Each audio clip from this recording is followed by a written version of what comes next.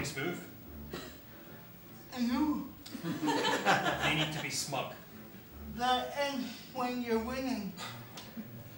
How did you vote then? Right? The election. How did you vote? That's a bit personal. What?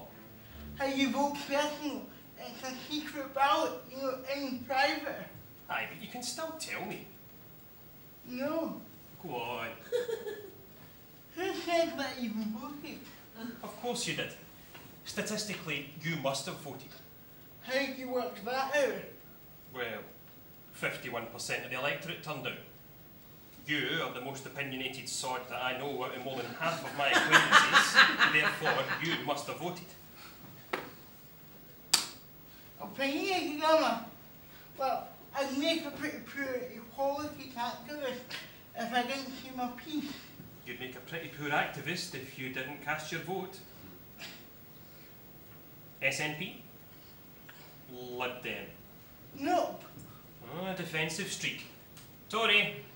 Right. I voted Labour, as you must know. Really? I'd have had you down for a nationalist. Who you vote for then? SNP.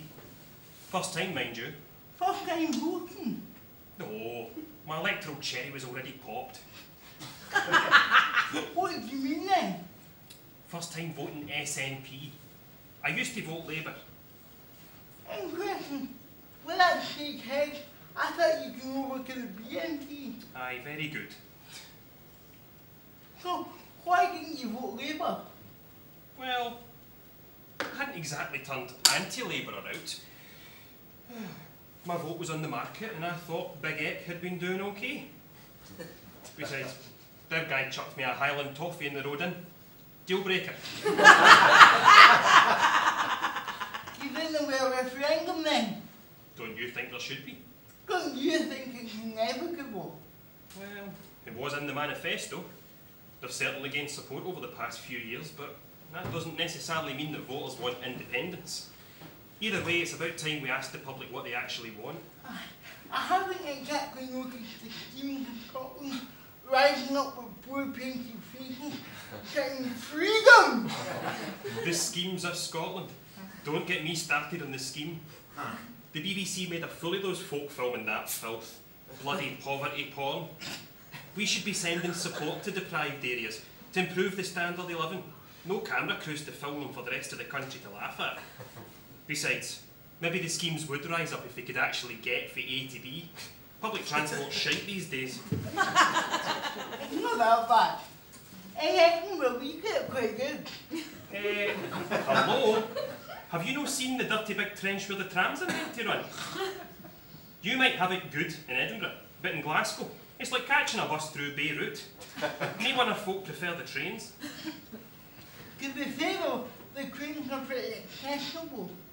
Although, did you hear what the Equality Commission was, who was left waiting in Tuesday with an empty carriage for half an hour because they forgot it was there? Needless to say, it was a bit pissed off. Take it somebody got their ass kicked for that. I hope so. Either way, it shows that the system still doesn't quite work. Well, not all the time. Nothing works all the time. Isn't that the Scottish way? Maybe it used to be, but I'm not so sure cynicism's as cool as it used to be. What do you know about cool? You're 30.